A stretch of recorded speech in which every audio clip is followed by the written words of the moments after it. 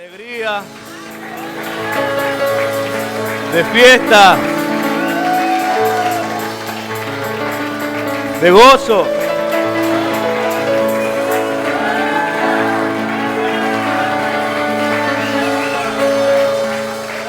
Ponerle la mano a tu hermano en el hombro y decirle o te encendés o te enciendo. Aleluya, un aplauso a Jesús. Pero hay alguien que no se va a perder el fuego esta semana. Así que decir, o se enciende o te enciendo. Eso lo pueden decir los decididos. Los que no van a perder una semana, la están invirtiendo. Y Dios responde a las ofrendas. Este acto nuestro son ofrendas. Dejamos muchas cosas de lado para estar en la casa del Señor. Y Dios lo cuenta como ofrenda. Así que no dejes pasar tu noche. Aprende a pelear con el diablo, ¿no? Cuando el diablo te quiere traer desánimo, sueño, distracción, bloqueo en la mente, date cuenta que te quiere robar algo. Decirle, vos no me vas a robar nada. Hay algo que Dios me quiere dar. ¿Eh? Amén. Gloria a Dios. Amén.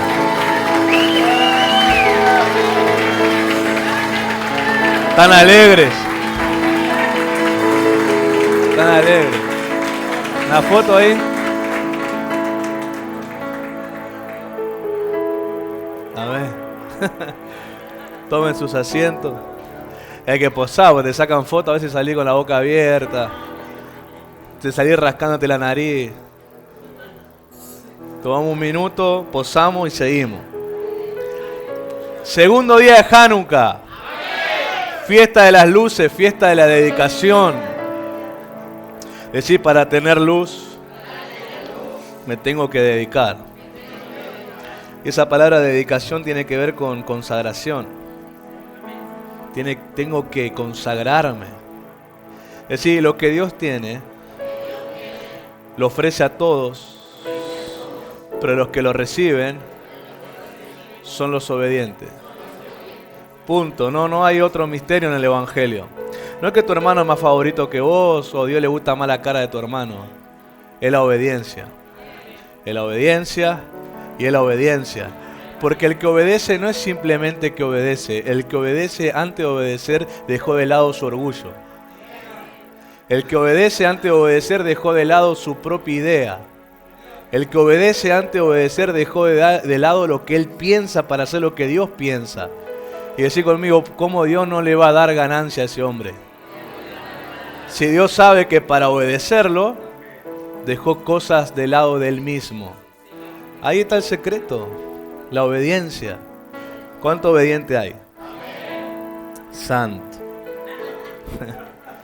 Vamos a la palabra de hoy, Salmo 119, verso 40. Ayer bien otro apóstol le explicaba que el Salmo 119 está formado por las 22 letras hebreas, 8 versículos cada letra, ¿verdad? Ahí súmele 8 por 22 y le da el total de versículos. Y está coronado intencionalmente porque cada palabra de los 8 versículos revela el significado profético de la letra o una parte de la letra. Tenemos que entender que todo lo que es significado en Dios es más profundo de lo que yo entiendo. Yo puedo entender algo, pero no significa que es solo eso. Hay mucha más profundidad y por eso el Salmo 119 es muy interesante, porque no lo escribió David de una vez. Se dice y se cree que este Salmo de David está conformado y escrito a lo largo de muchos años en su vida. Él lo fue escribiendo en diferentes momentos en su vida. Pero siempre esas letras expresaban algo en David, en su situación, en su vida. Entonces, para vos, la fe pudo significar algo en tu comienzo. Tu entendimiento, tu fe, tu madurez, muchas cosas. Todos empezamos con la fe dependiente, la fe de dame, ¿no? Porque es el mensaje que nos trajo de necesito y Dios me da, ¿no? Salvación, liberación, sanidad, restauración. Todos empezamos con la fe de esa manera y con la interpretación de la fe que es así. Pero cuando yo empiezo a tener intimidad con Dios me doy cuenta que la fe no es solo pedir, que la fe es dar. Y entonces, mira, pasa algo. Yo ya dejo de ser un simpatizante de Dios cuando estoy en la fe del pedir solamente. Ahora me vuelvo en un hijo de Dios cuando camino en la fe del dar. Porque la palabra hijo en el hebreo técnicamente significa el continuador de lo que el Padre edifica. Entonces, significa comportarse como el Padre. Eso es un hijo, ¿verdad? Entonces vos madurás en la fe, si vos lo permitís también, ¿no? A través de obedecer la palabra, vas descubriendo que la fe no solo se trata de pedir de dame, necesito y dame, que nunca Dios te lo quita, pero vos entendés que no es solo eso. Ahora entendés, al afianzar tu relación con Dios por esa misma fe, ahora comprendés que la fe también se trata de dar. ¿Por qué? Porque ahora que yo estoy en Dios, Dios también está en mí. Y yo empecé con una fe de Dios dame, porque yo veía a Dios en alguien más. ¿Cuántos se salvaban así?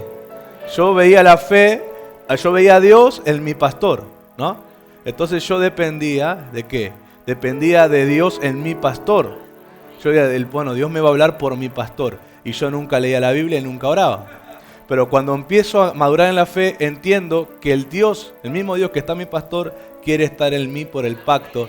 Y ahora yo abro la Biblia. Ahora la leo y ahora tengo intimidad con Dios. Y ahora empiezo a darme cuenta que el mismo Dios al cual yo le pedía solamente, habita en mí. Y por lógica, 2 más 2 es 4. Ahora entiendo que el Dios que a mí me daba, y si habita en mí, yo tengo la capacidad de dar. Porque si al Dios que le pedí, yo le pedía porque Él me daba, si ahora Él habita en mí, ¿qué significa? Que Él va a dar a través de mí. Y esa es la madurez en muchas cosas de la vida espiritual. Vos conocés algo de Dios hoy, pero no podés llamar lo que es lo único que Dios tiene. Porque es mentira. Porque Dios es más profundo de lo que vos entendés hoy. Inclusive de lo que creés hoy. E inclusive cómo te relacionás con Dios hoy. Pero si vos sos una persona que camina en ese crecimiento, vas a poder ir a las profundidades que Dios tiene y vas a poder caminar en esta tierra como un hijo heredero del Padre y que muestra esa herencia. ¿Y por qué te digo esto? Porque haciendo una mirada pastoral, no solamente acá, sino en otros lugares, siempre noto que la gente, por alguna razón, se afianza a esa fe inicial de dame, ¿no? De siempre dame, necesito y dame. Pero no va a la próxima fe de yo también doy, ¿verdad? Y hay muchos conflictos ahí, porque yo te explico algo. Cuando vos no querés caminar en la fe que da, el Padre no te cuenta la justicia. No te considera justo en la tierra. Porque los justos dice que viven por la fe. Y la fe en Santiago, el libro de Santiago el Apóstol, dice que es una fe con obras. Por lo tanto, la justicia se basa cuando yo vivo en fe, pero la muestro, la doy. Y mi fe mostrada es que yo le doy algo a la gente. Pero ¿será que la gente tiene algo para sacar de Dios de mí? ¿Eh? ¿Por qué dicen que no? ¿Vieron que hay gente que ya está en otra fe? No, ¿y qué va a sacar la gente de mí? Pero si vos vas creciendo en la fe, Dios habita en vos. Y hay cosas que ya colocó en vos. Pero el tema es que hay gente, mire, esto a mí me pasó por mucho tiempo y tuve que romperlo. Mucha gente tiene fe para recibir y no tiene la fe para darlo. Entonces se llenan, tienen fe para ser ministrados, para ser orados, para creer, pero cuando les toca a ellos ser el instrumento de Dios se mueren de miedo y piensan que Dios no tiene nada que hacer con ellos. Yo voy a orar, yo voy a sanar en el nombre del Señor, yo voy a hacer esto, pero si Dios te lo puso en vos, es para que salga. No es para que se quede ahí haciendo moneda dentro tuyo, es para que salga. ¿Eh? Entonces quiero explicarte esto porque el Salmo 119, vamos a leerlo, verso 40 dice: He aquí, yo he anhelado tus mandamientos, vivifícame en tu justicia. Diga conmigo, justicia de Dios. No es la misma que yo pienso. La justicia de Dios se basa y está explícitamente unida a la obediencia. ¿Sí? Cuando hablamos de justicia, los que practican justicia, ¿cómo se los llama? ¿Eh? Los justos, bueno, justicieros. Era el zorro, ¿quién era? Batman. Está bien. Un justiciero, bueno, un justiciero se ve que es alguien que salva, ¿verdad? Pero en la Biblia lo llaman justo. Y dicen que el justo vive por la fe, ¿verdad? Y si uno pregunta a la congregación, ¿cuántos justos hay? Todos gritan. Amén, gritan todos. ¿Cuántos justos hay? Levantan la mano. ¿Cuántos viven por fe? Todos levantan la mano. El tema está que David, acá en un momento de su vida, pidió que Dios reavivara su justicia en él. Me da a entender que aunque David era un hombre ungido y murió ungido, eso nadie lo quita, la Biblia dice que él murió ungido, pero hubo un momento, una etapa en su vida, en que no estaba viviendo de acuerdo a la justicia de Dios. Y eso nos pasa a nosotros, vamos a poner el ejemplo de los ministros y a hombres y mujeres de fe. Hay momentos donde ya no consulto a Dios, creo que la experiencia me es suficiente.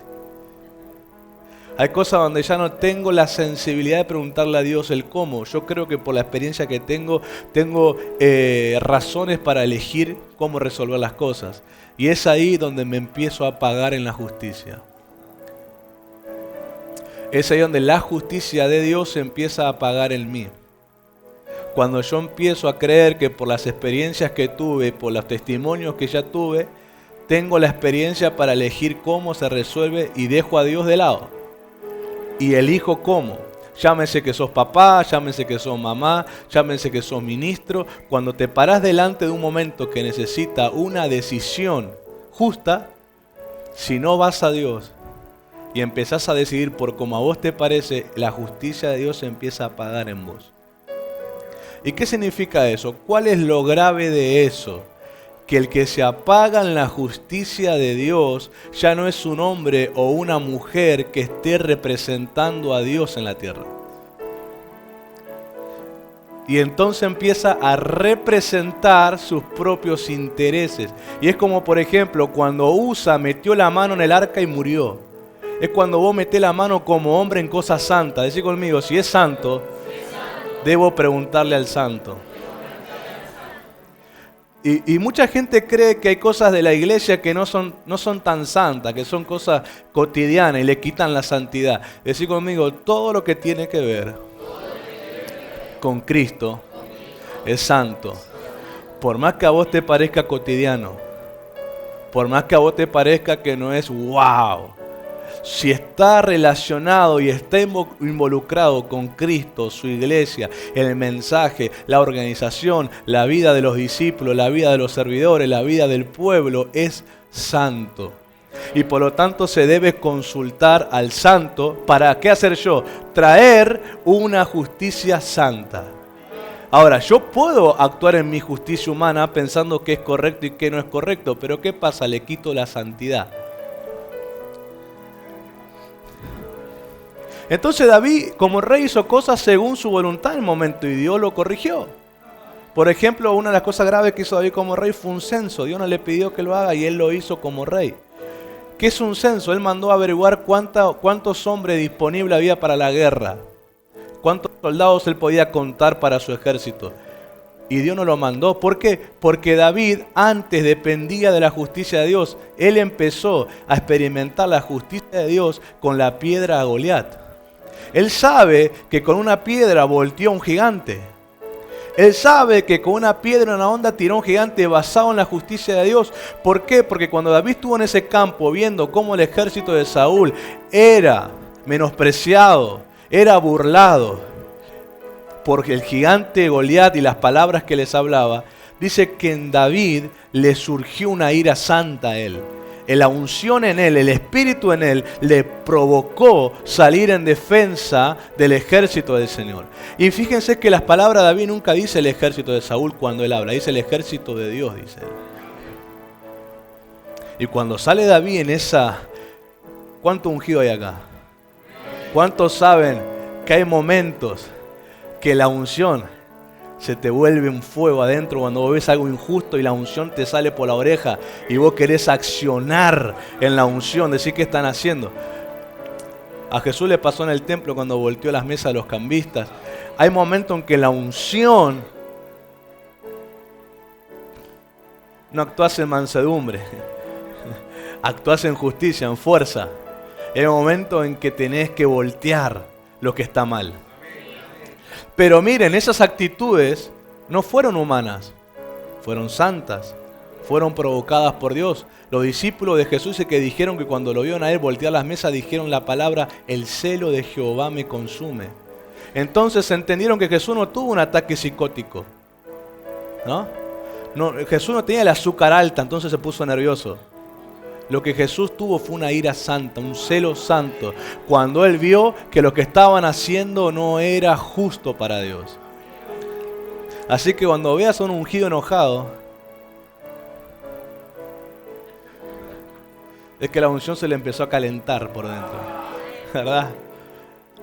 Pero miren el resultado. Si fuera en la carne, ¿qué le pasaba a Jesús? Porque decí conmigo, actos de la carne, resultados de la carne. Si Jesús hubiera actuado en la carne, ¿qué pasaba? Le pegaban, lo apedreaban, lo llevaban preso, lo pasaba vergüenza. ¿Cuántos pasaron vergüenza acá?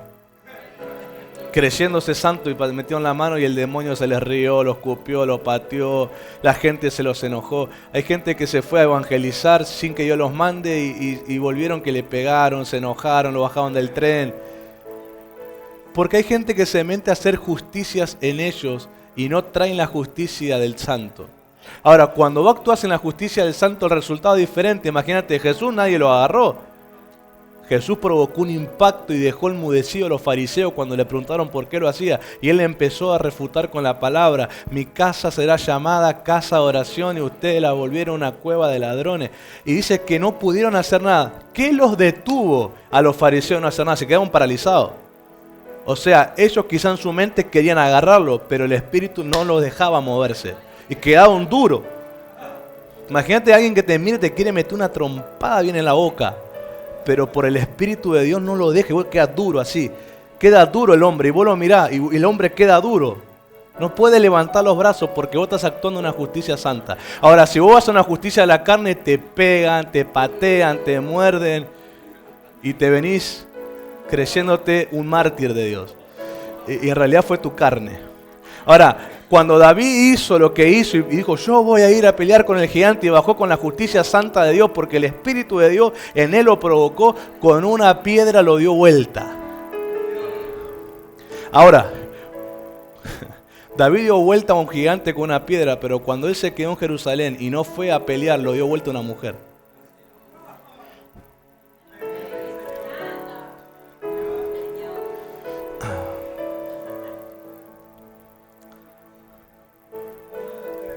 Él consideró en su justicia que había peleado tanto ya.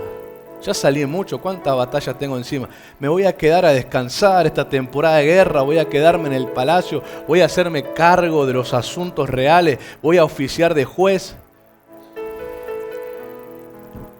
¿Usted cree que era la primera vez que David caminaba por la terraza de su habitación? ¿Que era la primera vez que miró para esa ventana? Pero cuando vos actúas en justicia de la carne, resultados de la carne tenés. La Biblia dice, sembrar para la carne, y de la carne ¿qué vas a sembrar? Corrupción. Dice, sembrar para el Espíritu, y del Espíritu sembrás vida eterna. Entonces, David en algún momento de su vida se dio cuenta que no estaba actuando de acuerdo a la justicia de Dios. Él como rey podía decidir muchas cosas, pero se dio cuenta que hay cosas que no estaba haciendo. Entonces dijo, yo me estoy apagando en esto. Entonces, ¿qué dice David? Yo he anhelado tus mandamientos, que son las formas en cómo Dios resuelve las cosas, Como nos decía ayer, cada vez que encontrás una palabra en orden es un mandato. Y nos hablaba de perdonar, por ejemplo.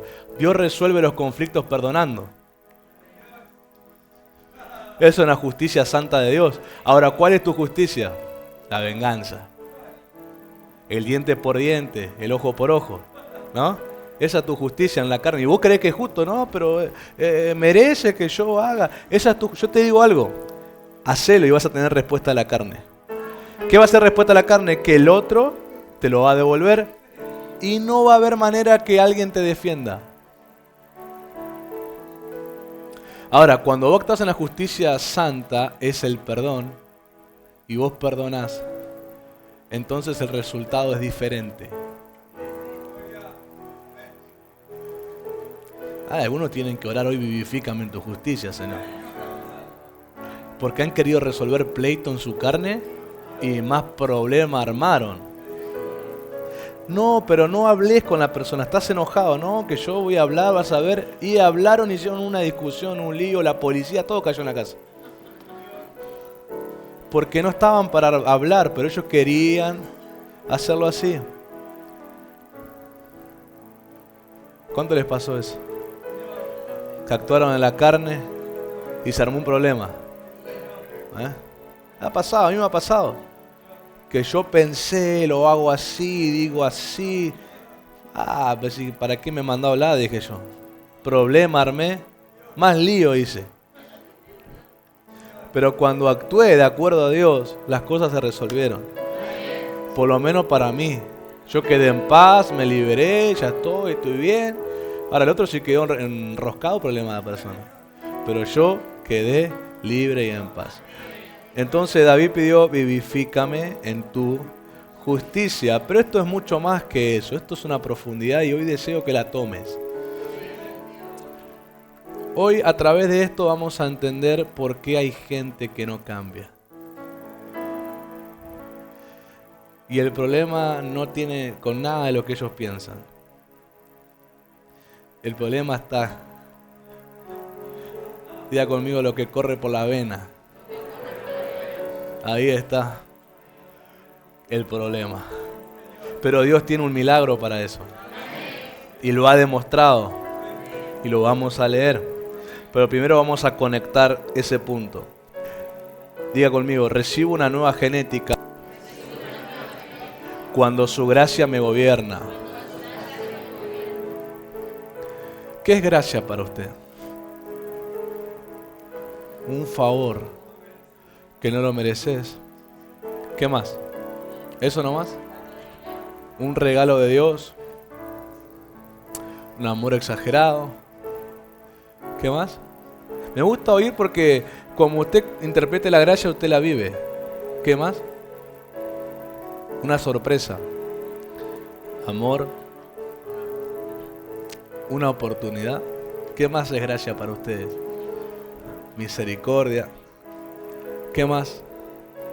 Gracia. Bendición. Bueno. Y vamos a poner resultados de la gracia. Pero la gracia tiene una particularidad principal. Y de ahí nacen todas las demás, las bendiciones, los favores. Yo creo que en la gracia ya hay favores merecidos. Pero bueno, lo explican como no merecido, como la acción de la gracia. Pero una vez que vos empezás a caminar con Dios, el Salmo me dice, Él corona tu cabeza con favores y misericordia. Así que Él me hace digno, ¿verdad? Pero bueno, es una interpretación que da la gracia. La gracia tiene un origen que es la siguiente. Es la influencia divina de Dios en el corazón de la persona que lo refleja en su vida. La persona refleja en su vida que está influenciado por Dios.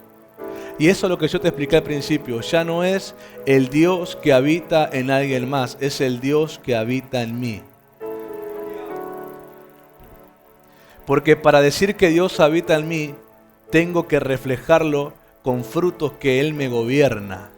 Porque Dios no va a estar en mi casa sin decir nada. Dios no va a estar en mi casa sin dar órdenes. Dios no va a estar en mi casa sin ser el gobernante. Si Dios está en mí, Él manda. No entró en mí a mirar a ver cómo está mi casa. Entró para habitarla. Entró para gobernarla. Entró para ser el padre de mi casa. Entró para sentarse en la cabecera. Entró para decir las cosas son así. Entonces la gracia, y no es que yo me inventé este significado. En la palabra original, la palabra gracia literalmente significa esto. La influencia divina de Dios sobre el corazón de la persona que se refleja en su vida. Yo me lo sé de memoria porque lo estudié. Hace muchos años estudié la palabra gracia y entendí que era mucho más que esos significados que se decían. De misericordia, de bendición o favor no merecido. Sino que es una influencia. Influencia es gobierno. O sea, Dios no está con vos en un consenso a ver qué hacemos o no qué hacemos. Porque no pertenezco yo a la Trinidad para ver qué hacemos o no qué hacemos. Sino que yo estoy debajo de la Trinidad. ¿Qué significa? Que yo recibo las órdenes que la Trinidad decide qué tengo que hacer. Entonces cuando Dios me influencia, no es que está conmigo preguntándome, ¿qué vamos a hacer, Brian? Sino que me está diciendo, mira, Brian, esto es lo que tienes que hacer. Esa es la influencia. Estoy influenciado por Dios. Cuando David pide ser avivado en la justicia, en su justicia, David lo que está pidiendo es ser reavivado en esa influencia en su corazón. Porque te dije, el que obedece dejó de lado lo que él piensa para hacer lo que Dios piensa. Y la Biblia en Isaías me dice que los pensamientos de Dios son más elevados que los míos y sus caminos más elevados que los míos. Por lo tanto, cuando yo obedezco a Dios, yo estoy subiendo a un nivel más alto. Y miren, cada vez que Dios te hace subir a niveles más altos es para que puedas ver el panorama de otra manera. Cuando vos lo mirás desde la llanura, vos te intimidás, pensás que es difícil la guerra que se viene. Pero cuando Dios te dice, mirá, subite a la colina y quiero que mires desde otro lugar, de repente vos te subís a la colina y mirás y te das cuenta que no son tantos al final. Y te cobrás de ánimo, porque diga conmigo y dígame si no es verdad esto. ¿No te cambia el ánimo cuando las cosas las ves diferentes? ¿No te cambia cuando la perspectiva te cambia? ¿No te cambia el ánimo como que decís, bueno, no es tan grave al final? ¿Verdad? Entonces Dios te hace subir para que cambie tu ánimo. Cuando vos escuchás a alguien que dice, esto está difícil, esta enfermedad que me vino, este problema que me vino, y empiezan a... Vos tenés que decirle, ¿sabes qué? Subí arriba. Anda lo que Dios te mandó a hacer porque no lo estás haciendo. Por eso estás en la llanura. Por eso estás tan apremiado, estás tan afligido, preocupado, desesperado, deprimido. No es que Dios menosprecia lo que sentís, sino que Dios te da un plan de ejecución, te hace subir arriba. Y cuando vos subís arriba con sus pensamientos, vos te das cuenta de si esto se puede ganar. Vos decís, esto se puede ganar.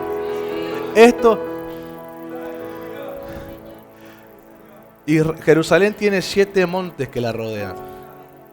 Los 7 montes tienen cosas muy importantes en la vida de Israel. Pero más importante, pienso yo, es que en los montes pasaron los actos sobrenaturales más importantes en la historia de la fe. Pero una de las cosas que pasaban en el monte era que estaba situado la tienda de la presencia de Dios al cual David iba a orar. Y él subía porque desde la montaña siempre las cosas se ven diferentes. En un aposento alto se subieron para ver las cosas diferentes. En un aposento alto subieron para esperar al Espíritu Santo. Hay cosas que pasan cuando vos subís. Pero diga conmigo, solo yo subo cuando obedezco los pensamientos de Dios. Si no, no subo a ningún lado. Y me quedo al mismo nivel que el carnal. Pero cuando yo subo, estoy en otra altura.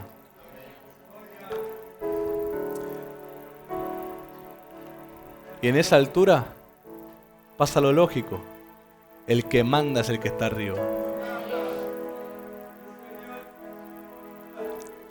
Si está abatida tu alma, tiene que subir el ánimo subiendo a lo que Dios está diciendo. Los pensamientos de Dios siempre son más altos que el mío. Los caminos de Dios son más altos que los míos. Y el Señor dice ahí, Dios dice ahí, Llámenme mientras puedo ser hallado y búsquenme mientras puedo ser encontrado.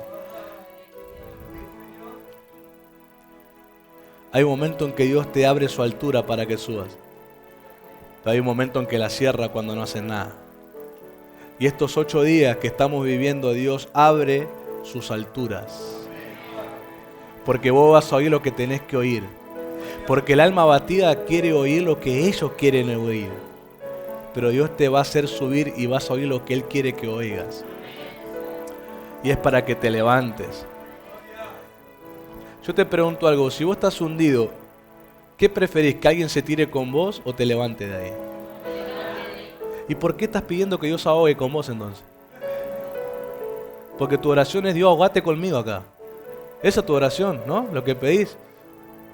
Porque tu oración se enfoca en eso. En que Dios se tira al agua con vos y se ahogue con vos.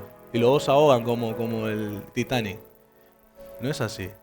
Vos para salir necesitas a alguien que camine sobre el agua y te levante. No alguien que se tire con vos al agua y se ahogue. Por eso el alma abatida siempre está pidiendo que la gente se ahogue con ellos.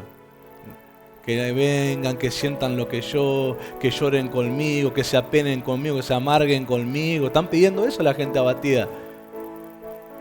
Pero Dios no te va a mandar a alguien que se ahogue, Dios te va a mandar a alguien que está caminando en el agua. Y te va a decir: hombre de poca fe, levántate de ahí. Volvé a confiar en Dios. Es la palabra que tienes que oír para que tu alma se vivifique. ¿Será que tendrás oídos para oír al Espíritu de Dios? ¿Será que tendrás oídos para salir de tu pozo? ¿Será que tendrás oídos para dejar de ahogarte y levantarte y pararte sobre las aguas? La obediencia va a depender de eso. Pastor, usted habla muy bonito. Yo lo he pasado. Yo he pasado y he estado abatido donde yo quería que Dios se ahogue conmigo. Donde quería que Dios baje y nos abracemos eternamente y lloremos eternamente. Porque el abatido exagera todo y piensa que va a ser eterno lo que siente. Pero me acuerdo que ahí, mientras estaba un día abatido por algo, la voz de Dios vino y ¿sabes lo que me dijo? Me dijo: deja de llorar por lo que no vale la pena, me dijo. Y yo siempre digo lo mismo porque a mí me pasó así. Automáticamente yo dejé de llorar. Yo hice así. Y no lloro más, dije. Y no lloré más. ¿Ves la verdad? No que estoy exagerando, me estoy haciendo. Dios sabe que es verdad. Él cuando me dijo eso, automáticamente yo hice así, dije: no lloro más por esto. Y creas o no, lo exagerado de mi cabeza, que yo estaba volando, que nunca iba a pasar eso, se fue así en un segundo. Yo te digo, y hay muchos ejemplos más que no me voy a poner acá a contar, pero te cuento uno, fue ese. Dios no se va a ahogar conmigo, Dios te va a sacar del agua. Pero el tema está si hay alguien que tiene oídos para oír, para salir de ahí. A mí Dios me sanó en ese instante, cuando yo obedecí, me limpié la lágrima, Dios me sanó en ese instante a mí. Ya está, se acabó, se terminó tu drama y salí de ahí. Y después yo coincidí con Dios, dije: yo de qué lloraba, no valía nada esa situación.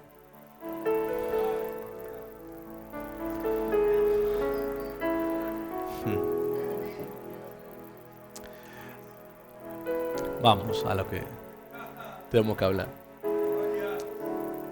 La letra hebrea que corona a estos 8 versículos, yo te leí el último, antes que cambie de letra, es la letra hebrea Hey. Y esta letra hebrea tiene algo muy importante. Esta letra hebrea aparece 2 veces en el nombre de Dios. Yahweh aparece 2 veces. Y es la letra que en nuestro español se traduce como la letra H.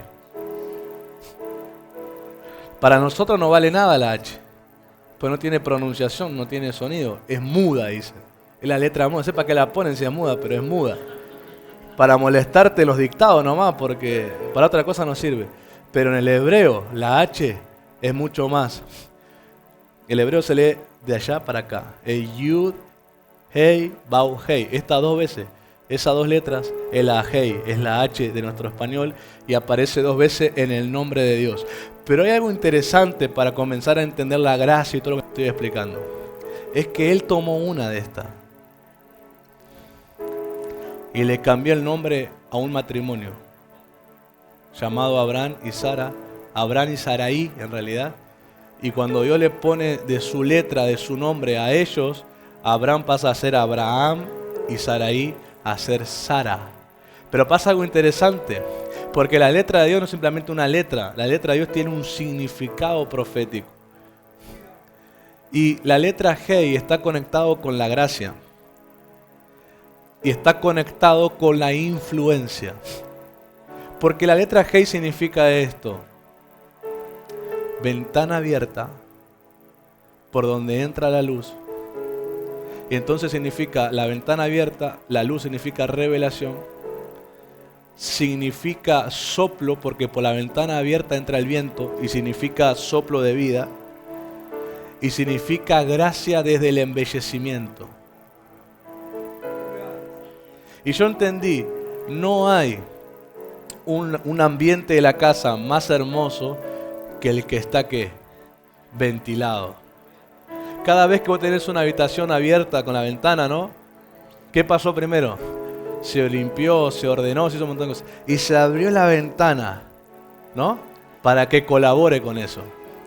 Y no hay mejor lugar de la casa bien iluminada, donde entra el sol, donde entra el viento, donde hay un lugar bien ordenado. La letra Hei está conectada con todas esas cosas. Es una ventana abierta por donde entra la luz, por donde entra el soplo de vida y por donde quedas embellecido. Y eso es gracia para la letra Hei. Es yo te hermoseo ¿cuándo? Cuando mi revelación y el soplo de vida entran en vos. Espero que no sea muy complicado explicar hoy. ¿Cuántos lectores de la Biblia hay acá? ¿Cuántos leen la Biblia acá?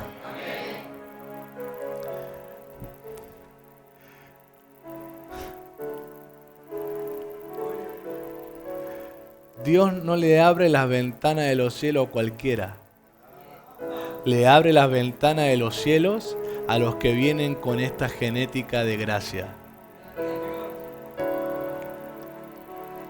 Cuando Dios habla en tono de voz de orden, no lo está haciendo como un dictador, como muchos dicen, mirá cómo Dios impone. No, Dios le está hablando lo de la genética. Por eso algunos se hacen cargo, Dios ni te habló. ¿Qué está pidiendo Dios? ¿Qué está inventándose el pastor? Déjala pasar, pues para vos no es, porque tu respuesta me habla que no tiene esta genética vos. Porque Dios le habla así a los de su genética. Escúchame, vos que sos papá, ¿vos le hablás a los hijos al vecino como le hablas a tu hijo? Mandá a comprarme pan, vení a limpiarme la casa. ¿Vos no le hablás así? ¿No? ¿A quién le hablas así vos? ¿A quién le das órdenes? ¿A quién le mandás a hacer algo? ¿Y a quién le habla Dios así? Por eso los que escuchan la voz de Dios en este tono y les molesta, no tienen la genética. Por eso, un pastor que entiende esto, ni se amarga por el que se molestó. Si este ni primo mío todavía. Porque los hijos, cuando oyen al padre hablar así, hay una genética espiritual que los lleva a la obediencia. Abraham no obedeció a Dios porque era buenito, porque era Abrancito el elegido, sino porque hubo un cambio de genética en él. Cuando hubo el cambio de genética en él, cuando Dios le puso una letra de su nombre, entonces Dios entró a habitar en Abraham. Y Abraham no obedeció porque era mejor que cualquiera, obedeció porque tenía una influencia nueva. La influencia de su padre Taré, que era un tarado, la influencia del padre de Abraham, Taré, ¿verdad? Era un tarado, salió la influencia del tarado y entró la influencia del Padre Celestial. Hay gente acá que tiene que salir la influencia de los tarados. Que todo cuestiona, ese es Dios, no es Dios, eso de Dios, no es de Dios.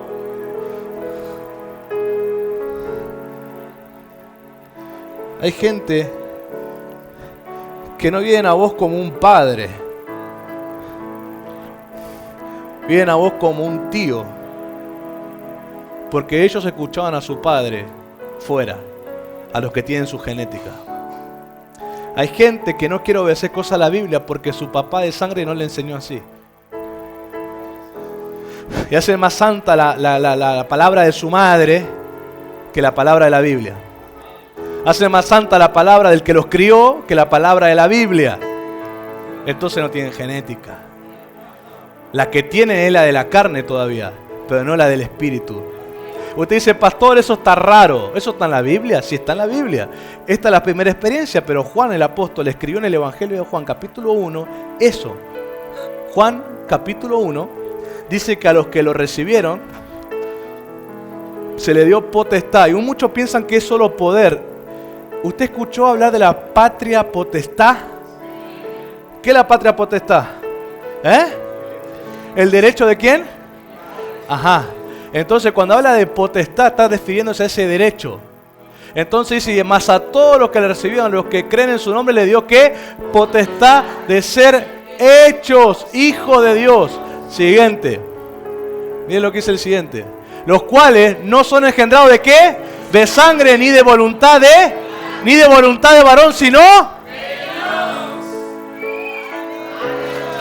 Juan está hablando de una nueva genética. Y si hay una nueva genética, hay un nuevo padre.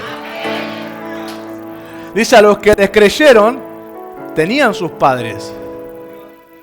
Pero cuando creyeron, les dio el derecho de que haya un cambio generacional en ellos. Haya un cambio genético. Ellos vivían por la determinación biológica de su papá y de su mamá. Los cromosomas de su papá y su mamá lo gobernaban. ¿Qué le dieron? La apariencia que tienen y también le transmitieron hábitos en el alma. Ahí están los pecados, ahí están las maldiciones generacionales, ahí están un montón de cosas. ¿Qué significa eso? A donde sus corazones, por ser hijos de ellos, se inclinaban. Y hay una tendencia, porque mi papá era tal cosa, tengo esa inclinación. Porque mi mamá era tal cosa, tengo esa inclinación. Porque mi abuelo era tal cosa, yo también lo tengo. Eso pasa por causa de la genética.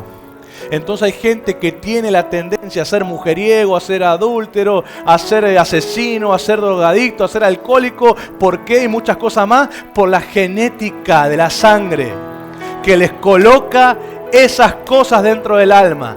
Pero cuando venís a Jesús, crees en Él, hay un cambio en tu sangre.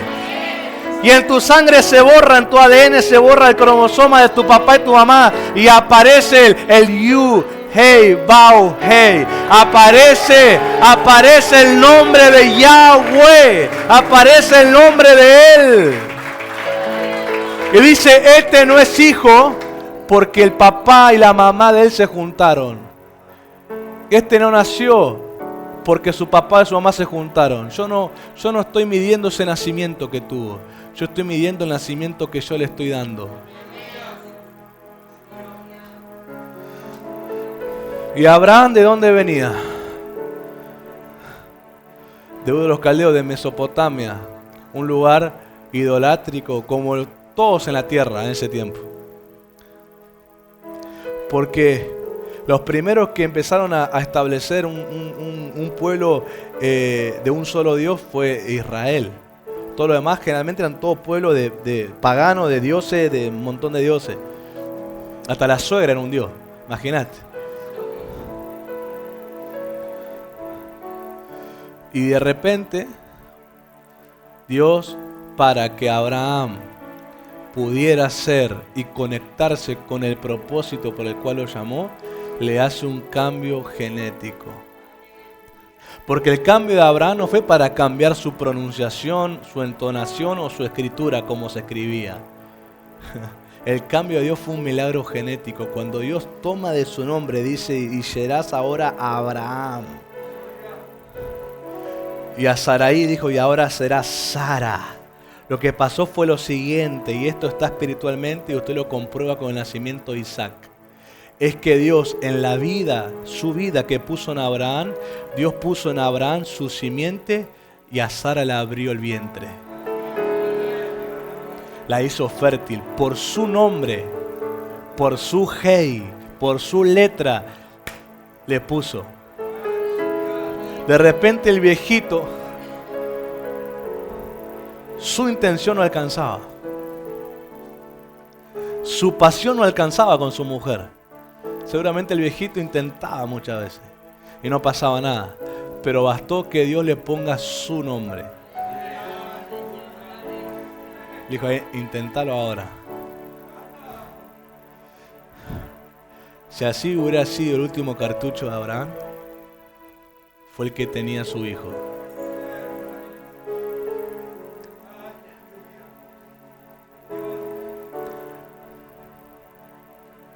Las cosas no van a pasar por como vos quieras hacerlo. Las cosas van a empezar a pasar cuando Dios te cambia el nombre.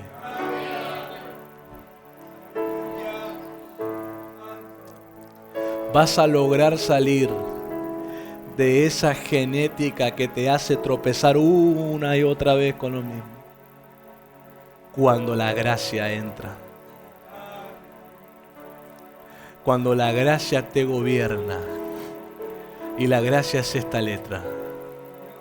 ¿Saben que en el alfabeto hebreo se representa esta letra con un hombre levantando las manos? Porque había dos alfabetos hebreos, el de las letras y el de dibujos, el pictográfico que le dice. Y en el pictográfico, esta letra es un hombre levantando las manos y adorando. Por eso esta letra está conectada, si usted se da cuenta, a la vida de Abraham a partir de ese momento. Abraham se volvió un hombre de altar, un hombre de adoración, un hombre de sacrificio. Cada experiencia que tuvo con Dios, Abraham levantó un altar y dejó la memoria ahí de que hubo un encuentro con Dios. Pero todo empezó a pasar cuando Dios le cambió la genética. Hay cosas en tu vida que empiezan a pasar cuando la gracia realmente te gobierna. La gracia no anda con vos preguntando qué hacemos, la gracia te ordena. Porque la gracia es la conexión paterna de Dios en un hijo. Jesús se refirió a que Él no hablaba otra cosa que no sea la que el Padre le mandaba hablar. Y Jesús dijo que Él, ahí usted lo puede ver, ese hombre. Ahí lo ve, la quinta. Ajá. Mira, aquí bueno significa la traducción. Es un hombre adorando. Pero quiero que entienda esto. En Abraham empezamos a comprender algo cuando Dios te cambia la genética. No es algo que yo tengo, es algo en lo que me convierto. Por eso la Escritura no me habla a mí. Si usted presta atención a lo escrito en el Nuevo Testamento, no te habla que vos tenés, te habla que vos sos. Habla de identidad, habla de genética. Por eso las personas siguen interpretando que es algo que tienen, por eso hablan que se les va y le viene. No es así. No es que te va y te viene. Es algo que sos y es algo en lo que te convertís.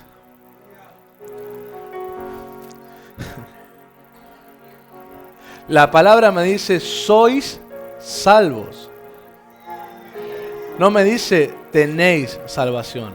Me dice, sois. ¿Qué soy? No me dice, la tengo. La salvación está relacionado a la genética. Yo te pregunto, vos que sos hijo de un padre o una madre, ¿alguna vez se te ocurrió pensar que por alguna cosa de la vida vos dejarías de ser un hijo de ese padre o de esa madre?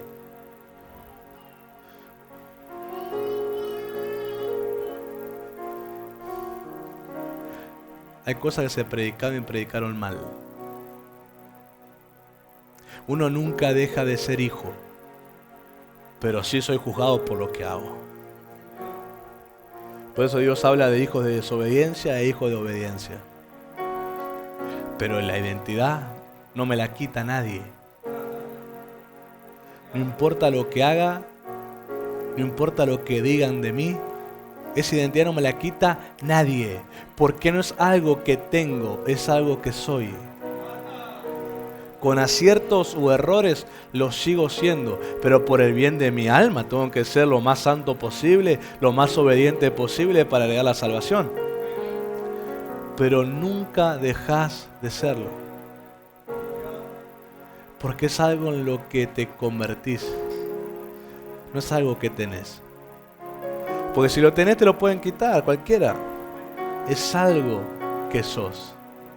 Hay otras cosas que la Biblia habla que tenés, te la pueden quitar. Por ejemplo, la corona dice, cuida tu corona que nadie te la quite. Bueno, sos una corona, te dan una corona, pero sos un hijo. Donde Dios ya te dice, ¿qué sentido y qué lógica tiene que ahora sigas caminando de acuerdo a tu sangre cuando tenés que caminar de acuerdo a mi espíritu? Porque yo adentro tuyo puse la capacidad de obedecer. Yo adentro tuyo puse la capacidad de hacer las cosas que te mando a hacer. No me vengas a mí a decir que es imposible. No me vengas a mí a decir que esas cosas en vos no se pueden, porque entonces vos estás tratando de falso al evangelio que predico. Porque el evangelio que predico a mí me dice que el cambio de identidad que Dios hace en mí no es voluntad de ningún hombre, es su voluntad. Y Abraham, teológicamente, si ya voy terminando, es llamado como. Seguramente usted habrá escuchado cómo llaman a Abraham. ¿Cómo lo llaman a Abraham? Padre de... dígalo sin miedo. El padre de la fe. Pero Abraham no fue el primer hombre en usar la fe. Hubo muchos hombres antes de él. Está Noé, hay un montón de hombres. Anta Enoc, hay un montón de hombres antes de Abraham que usaron la fe. Pero ¿por qué en Abraham se empezó a considerar el padre de la fe, el patriarca de la fe, el iniciador de esta fe? ¿Por qué? El apóstol Pablo aún nos conecta con Abraham y nos dice que somos linaje de él en la fe. Ahora, ¿por qué en Abraham se comenzó a llamar padre de la fe? O comenzó un linaje de fe, como se lo llama en la Biblia. ¿Por qué será? Porque los otros hombres usaron la fe por cosas temporales. No vivieron por la fe, usaron la fe. Ya conmigo, una cosa es usar la fe, otra cosa es vivir por la fe. Hay mucha gente que usa la fe ocasionalmente, para una sanidad, para un milagro, para una provisión, para una bendición. Usan la fe ocasionalmente, pero no son del linaje de la fe. Porque los que son del linaje de la fe viven por la fe. Es algo de su día a día, no es algo de temporadas, es algo de su día a día. Viven por la fe y es la fe lo que lo sostiene. Y entonces Abraham se lo llama padre de la fe porque no usó la fe ocasionalmente para pedirle algo a Dios. Fue el que usó la fe para vivirla. Y es en el primer hombre en que se conoce en la Biblia que la pasó a un hijo. Los otros no la pasaban a sus hijos. Abraham es el primer hombre que se lo conoce, que le pasó la fe a su hijo, Isaac. Isaac es el segundo hombre que se conoce que le pasó la fe a su otro hijo. ¿A quién? Jacob. Jacob es el tercer hombre que se conoce que le pasó su fe a los 12.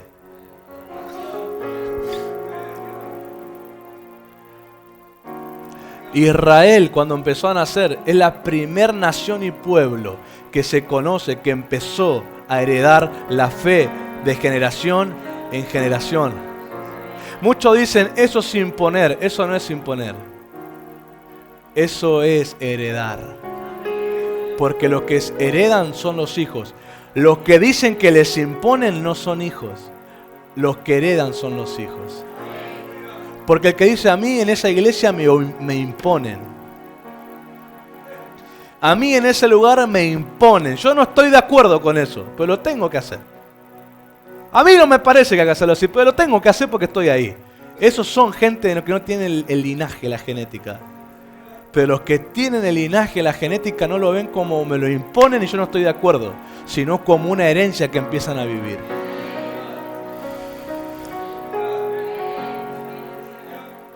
Santo Dios. Santo Dios. Santo Dios. Aleluya. Por eso vivifícame en la justicia. ¿Sabes por qué? Porque los que están bajo esta genética tienen el fuego de la justicia de Dios. Son gente que actúan de acuerdo a Dios y no lo negocian con nadie. Se puede enojar el portero, el del baño, el diácono, el anciano. Se puede enojar quien se le enoje. Me importa 3 rábanos. Yo estoy haciendo las cosas de acuerdo a Dios y es un fuego que a mí no me lo apagan.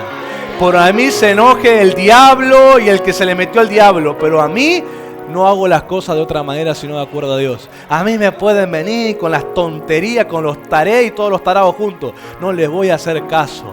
¿Saben por qué? Me van a tratar de soberbio, sí. Me van a tratar de orgulloso, sí. Me van a tratar de que estoy arriba del pony y el caballo, sí. Pero hay un fuego de justicia que ellos, mientras critican, van a ver los resultados de una justicia santa. Van a ver, miren. Yo como pastor me he tenido que aguantar. Y sí, uno como ministro se tiene que aguantar cuando uno quiere ser fiel a Dios. Y sabe que Dios le habló. Y sabe que tiene que hacerlo así. Si tienen que aguantar a los 3, 4 tarados que se enojan. Se tiene que aguantar. Que le digan, que lo critiquen, que lo suban y lo bajen. No importa, porque después esos 4 tarados que están peleando y enojándose son los que aplauden los testimonios del pastor.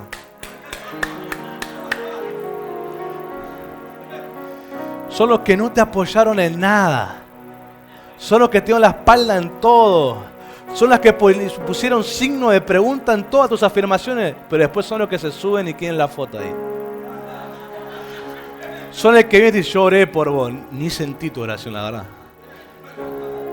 No, que yo sabía que le ibas a lograr, te dicen.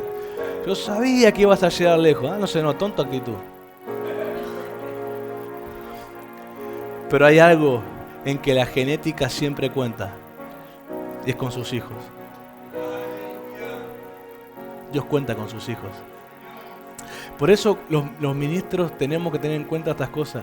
Dios le está hablando a sus hijos. Aunque haya 80 en la congregación, Él sabe quiénes son sus hijos. Él le está hablando a ellos. No le está hablando a los Taré, le está hablando a los Abraham. Les está hablando a la Sara. Les está hablando a hombres y mujeres del Espíritu. Dios no está, el que está ahí porque vino, está escuchando y no entiende y ni quiere obedecer. Dios no está hablando a él. Dios ni le está hablando a él. Y vos te preocupás por la cara que tiene. Deja. Si Dios no está hablando a él, no sé ni para qué vino. Dios está hablando a ese hijo, al cual está diciendo, hijo, mi justicia te va a avivar. Hijo, mi justicia va a traer mi reino a la tierra. Hijo, mi justicia en vos se va a hacer conocer. A esa gente yo le hablo, predicador, no pierdas el tiempo.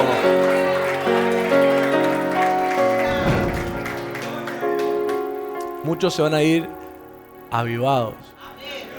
Ayer ya empezamos. Ayer estuvo hermoso. Hoy le sumamos un carbón más. Y así todo hasta el domingo que viene. ¿Ah? Amén.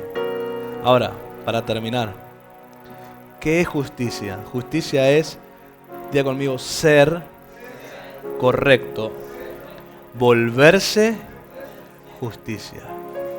Por eso, cada vez que yo he estudiado a Abraham y he estudiado las cosas que Dios le ha hablado a Abraham, nunca encuentro que Dios le dio algo, sino que Dios lo convirtió en eso.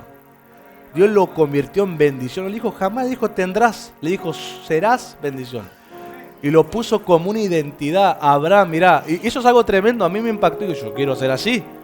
Abraham, por eso mucha gente a veces dice, según el humor del pastor iba a estar bueno o mal la reunión. Mira, el pastor puede estar con la ceja doblada, enroscada así, porque tiene un mal humor que no se aguanta ni él. Pero por ser bendición, está bendecida la reunión.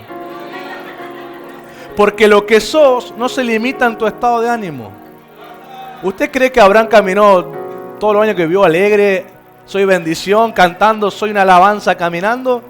Hay días que Abraham se levantó con ganas de pelearse con Sara, pelearse con Isaac, le habrá dado un cintazo a Isaac. Pero aún así seguía siendo bendición. Y aún así, porque el viejito estaba en el campamento, había bendición. Cuando vos sos Cuando vos sos, no importa tu ánimo, lo que sos sigue funcionando. Por eso no es que yo estoy bendecido si estoy sonriendo. Aún con cara larga estoy bendecido. Aún con dolor de panza estoy bendecido. Aún con dolor de pie estoy bendecido. Porque nada me quita lo que soy en Dios. La única manera en que el diablo intenta bloquearme es cuando me quiere hacer desobedecer. Pero si yo estoy en obediencia y aunque esté de mal humor, pero obediente, la bendición sigue saliendo. Y aunque yo te ponga la mano enojado, te diga, bendición, vas a ser bendecido igual. Porque eso no bloquea lo que soy. Lo único que puede bloquear es la desobediencia. Cuando yo me voy por lugares que no tengo que ir. Cuando acá me dicen que me vuelvo justicia. No importa el ánimo que tengo, el día que tengo, la semana que tengo, el mes que tengo, ni el año que tengo. Mientras estoy obediente, la justicia sigue fluyendo de mí. El reino sigue viniendo. ¿Usted cree que todo pastor que sube a predicar subió danzando como David, como un becerro en la manada? Por ahí antes de subir estaba de mal humor que no se aguantaba ni él. Ni él. Él mismo se quería reprender. Pero cuando uno es, fluye. Y la gente dice, qué bendición la reunión, qué ungido el pastor. Y yo estuve de mal humor antes de subir y tenían... Pero como no estoy en desobediencia, fluye lo que tengo.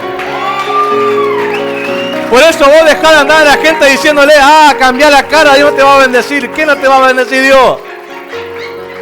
Si Dios te bendice por la obediencia, no por la cara que tenés.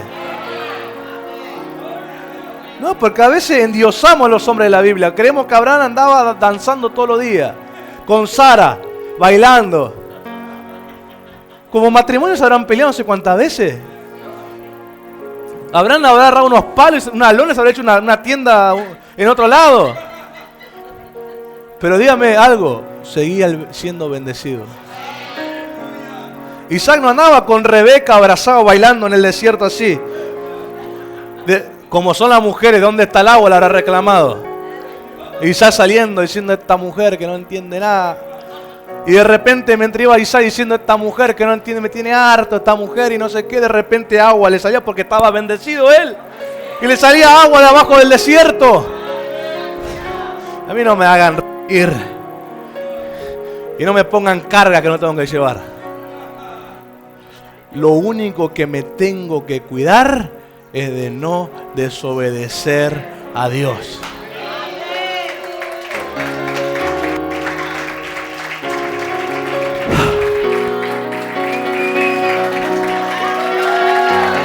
Pónganse en pie y vivificar.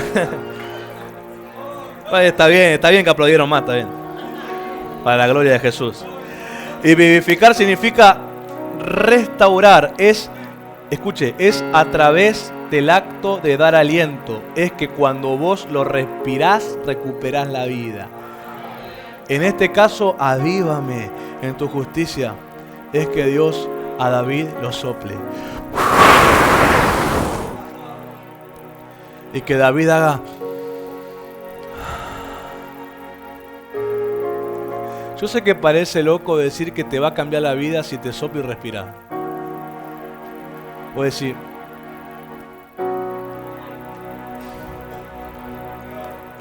pero David cuando lo soplaron. Por eso cuando hay gente dice, ¿qué hace soplando? ¿Qué hace? Cosas espirituales que usted ni sabe. Es avivar, es respirar, es que te sople y vos...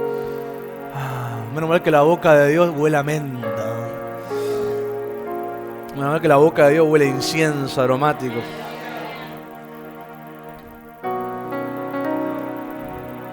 Huele a canela. A mirra. Solo cuando la gracia me gobierna puedo ver un cambio genético interior que me conduzca al resultado de ser una nueva persona. Y termino con esto que le pasó a Abraham. El proceso a ese cambio comenzó cuando Dios le dijo, sal de tu tierra. Cultura geográfica. Hay gente que tiene que dejar de ser más argentino antes de cristiano. Y cuando dijo, sal de tu parentela, cultura familiar. ¿Saben cuánta gente yo he oído que dice, mi papá era así, mi mamá era así? Eso es idolatría, es como tener el bustito de tu mamá y tu papá en tu corazón, la carita de yeso acá. Cuando vos querés justificar tus no cambios porque vos venís de esa familia, imagínate que dentro de tu corazón hay un bustito de esa familia de yeso acá. Idolatría. Por eso hay momentos donde salir es el inicio del milagro de Dios en tu vida. Hay milagros que inician cuando salgo de los mismos hábitos y soy movido a nuevos modelos de conducta. Cuando la vida de Dios entró en Abraham, se reveló un hombre nuevo. Cuando la vida de Dios entra en un creyente, se revela una nueva persona, el hombre y la mujer del Espíritu. Por eso el aliento de Dios va a soplar estos 8 días. Y va a dar una oportunidad de restaurar la vida espiritual en la gente. Porque hay gente que no ha querido reconocer que no están avivados en la justicia. Pero hoy necesitan reconocer que han hecho cosas sin preguntarle a Dios. Han apagado ese lado obediente a lo que Dios quiere. Han apagado ese lado de hacer las cosas como Dios quiere. Miren, yo he visto gente, la he oído que le han profetizado. Y el próximo paso que les veo hacer es otra cosa y nada de lo que yo le digo. A mí esa gente me da ganas de agarrar los pelos y meterle 2 cachetadas. Porque el Dios Santo bajó una palabra para abrirte camino y vos te vas por otro camino. Ahí es donde a mí me agarra la ira santa, me da ganas de el que está sentado patearlo en la silla. Pero si vos no entendés el nivel de honor que el Dios Santo te hable, y todavía entre mate y salamín y queso estás decidiendo qué hacer, todavía vos carnal, humano, queriendo pensar más alto que Dios. Si Dios le abrió la matriz a Sara con una letra, a esa persona se le cierra la matriz por esa actitud. Yo he oído gente que Dios le habló de un emprendimiento y lo próximo que me entero es que fueron a pedir otro trabajo. Yo tengo ganas de sacarme el cinto y agarrarlo cintazo. Porque después lo escuchas, estoy cansado, no estoy para congregarme, el trabajo, mi patrón. ¿Y quién te mandó a pedir trabajo cuando Dios te dijo emprendé?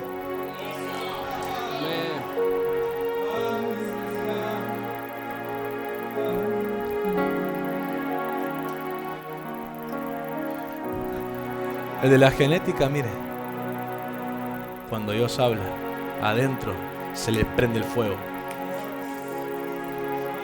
¿Qué se te prende a vos cuando Dios te habla? ¿Se te prende ese fuego santo de obedecer? De ir a tu casa y decir, ahora sé lo que tengo que hacer.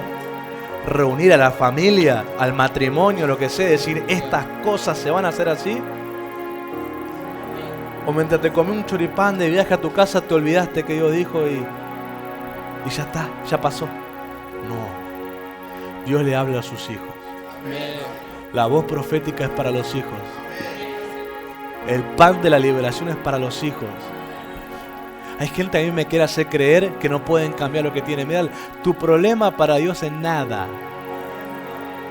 Dios lo cambia, hace así, lo cambia. El tema es que Dios no lo quiere hacer así, cambiar. El tema es que Dios te quiere cambiar la genética humillándote.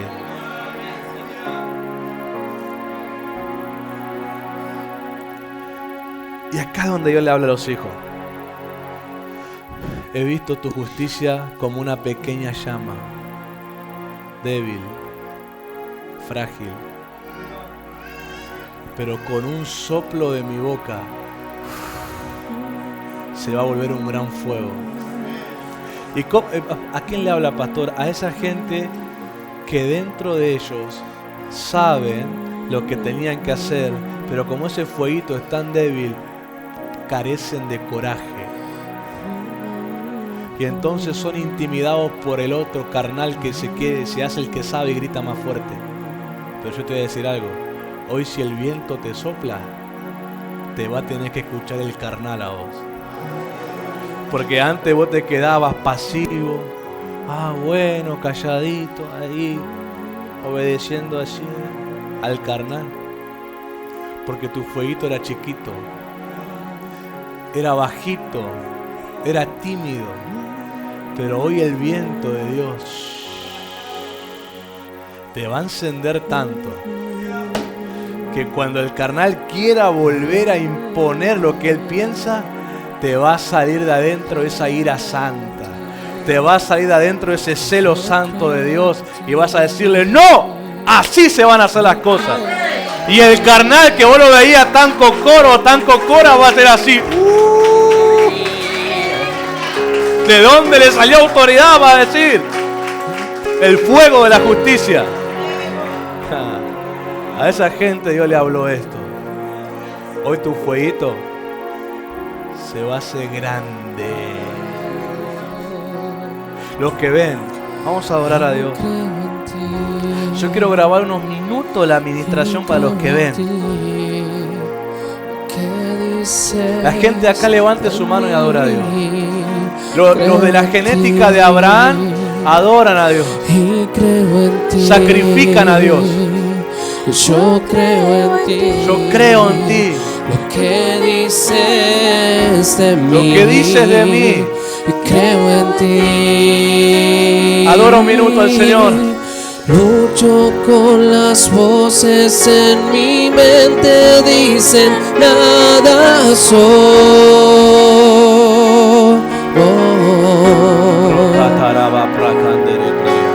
Me dicen mentiras que no me dejan oír tu voz.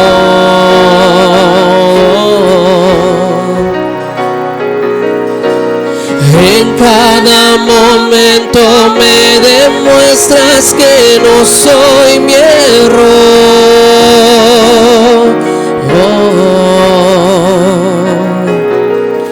Recuérdame quién soy en ti, quiero escuchar tu voz.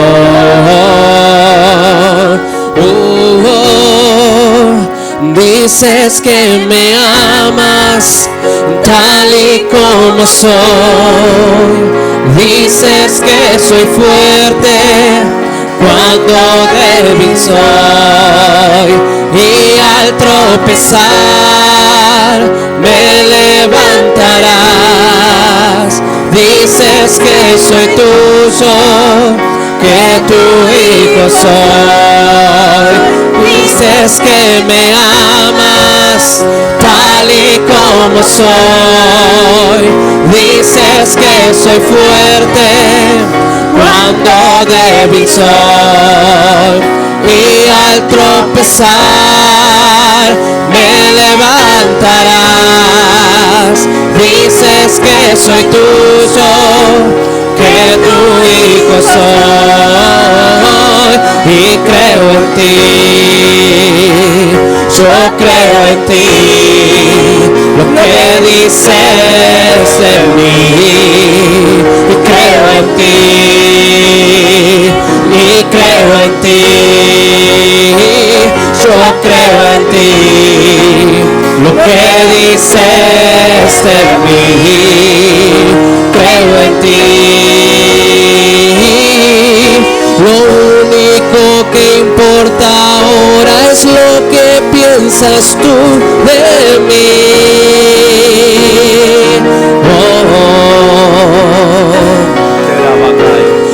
Encontré mi identidad, encontré el valor en ti.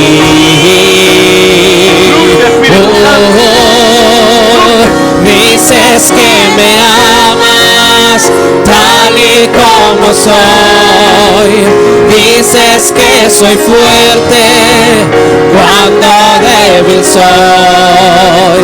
Y al tropezar me levantarás.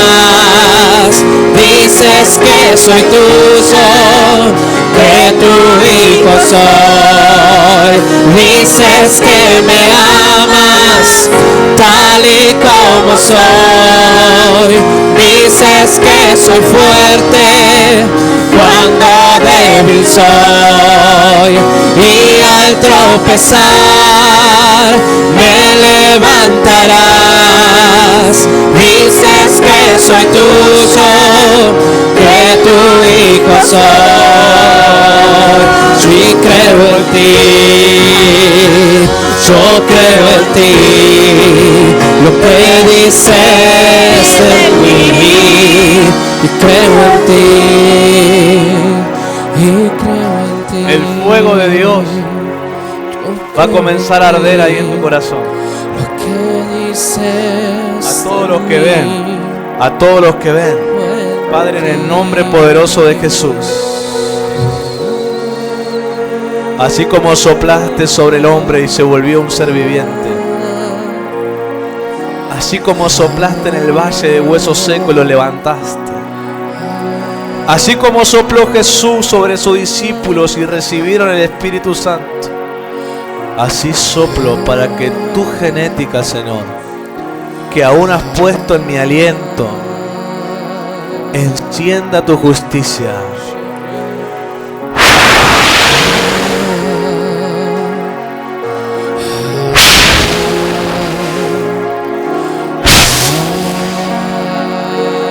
Sopla, Espíritu Santo. Sopla, Espíritu Santo. Sopla. Haz esa obra, Señor. Haz esa obra, Señor. Haz esa obra, Señor. Sopla sobre los que ven. Sopla sobre los que ven. Emraba, cantaraba, sucataraba.